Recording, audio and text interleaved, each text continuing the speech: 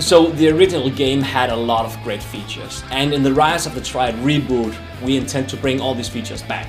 The basic level design structure, the weapons, the enemies and the power-ups are basically the same, but we also did some things to improve upon that. The advantage they had was that there were a lot of really interesting elements like, platforming, traps, a lot of things that you didn't see in other first-person shooters at the time.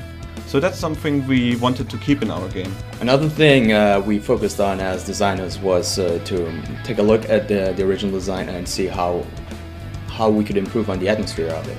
Because one thing is the design of the level and of course like how the level flows through.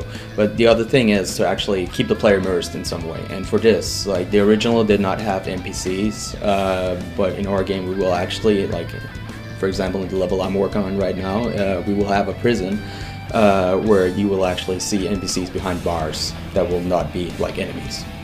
This adds to the feeling of immersion for the player, that the place is not empty. There are actually people here that have like been captured or tried the same thing as you have before. In a lot of current first-person shooters, you basically feel like you're just walking straight throughout a tunnel and triggering events while you're following the path. In our game it's a bit different. We have a lot of secrets in there, which I think will please both old-school gamers and people who like modern shooters, because it's simply a lot of fun.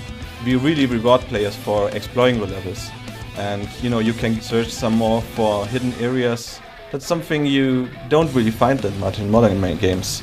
And one of the advantages compared to other first-person shooters is that we have all those cool traps and gadgets, like we have jump pads, we have spinning blades which can chop you into pieces, we have spikes coming out from the floor.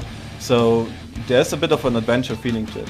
When we're doing level design, we're actually going through 4 steps. The first 3 steps are basically layout and documentation, it's the block out of the level, and it's the scripting.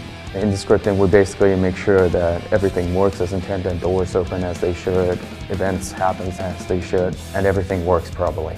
And once these 3 steps have been done properly and tested thoroughly, we go to the 4th step, which is basically a world building or a set dressing, where we go in and making the world beautiful.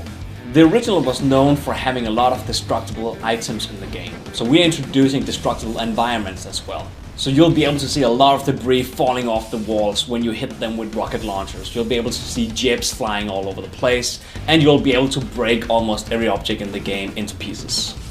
One of the aspects of the HUD we worked with is we wanted to inform the players the different information, how much ammunition, life and so on they have. But we also wanted to create a more immersed experience, and we integrated this by making the HUD disappear when there's not action, so it sort of fades away to create more room and more focus on the environment. And I think this gives a great feel.